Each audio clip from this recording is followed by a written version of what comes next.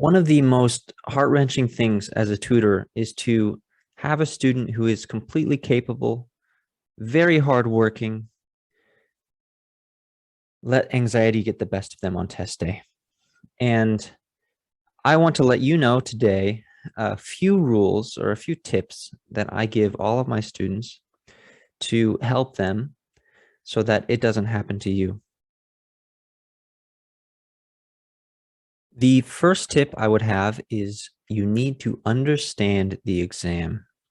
And what I mean by that is, well, first you need to understand all of the sections of the exam, meaning the order of the sections and of course the subjects of the sections. You know, the more you know about what you're about to see, the less anxiety you're going to have. So memorize that. Secondly, memorize how long you will have per section. And of course, practice so that you know how much time is needed per section. The next thing is you need to know the rules of the exam. So for example, you should know if it's possible to go back to flag a question. You should know that if it's a good or a bad idea to skip a question. You know, for example, for the GRE, the ACT and SAT, it's always a good idea to fill in an answer. It will never help you to leave something blank. So you should know things like that. And finally, you should know, of course, the grading, like how things are graded.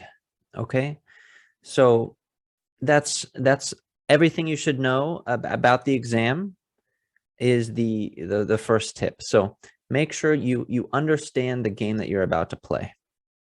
The second strategy is to prep and plan. So prep obviously means to do as many practice questions as possible so that you're as comfortable as possible, as comfortable as you can be with the question types. Now, you also will be doing practice problems so that you learn.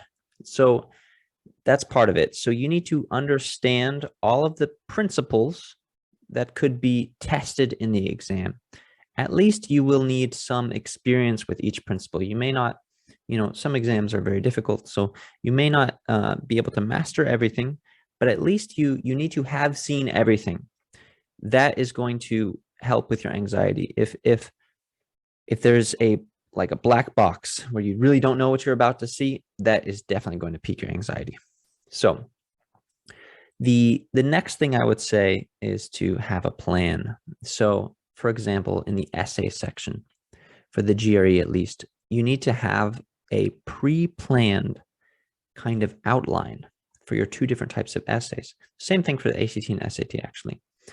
So you need to practice making some essays and practice making outlines with practice prompts, and decide the structure of your essays, because for example, for the argument essay, they're all very similar, and you can kind of plan ahead of time what you're going to write, and that's going to make you feel a lot better come test day, where you kind of already know your first few steps. Same thing about specific question types, like for example, the quant comparison type of question in the GRE. There are specific strategies like picking number strategy that you can implement automatically, really without even understanding the problem, to be honest. The third and final tip is to kind of put things in perspective. Remember that you don't actually have to send the results to the school. So you can go in on test day knowing that even if you do really poorly, the school may never know. Okay. The other thing is, remember, you can always retake it if you need to. If you do have to turn in the results, it may help just to remind yourself that this exam is not the whole application. In fact, you may even be able to write about specific sections of the exam that you might not do so well in the application, letting them know that you are planning to mitigate this, like your quant scores with like some sort of summer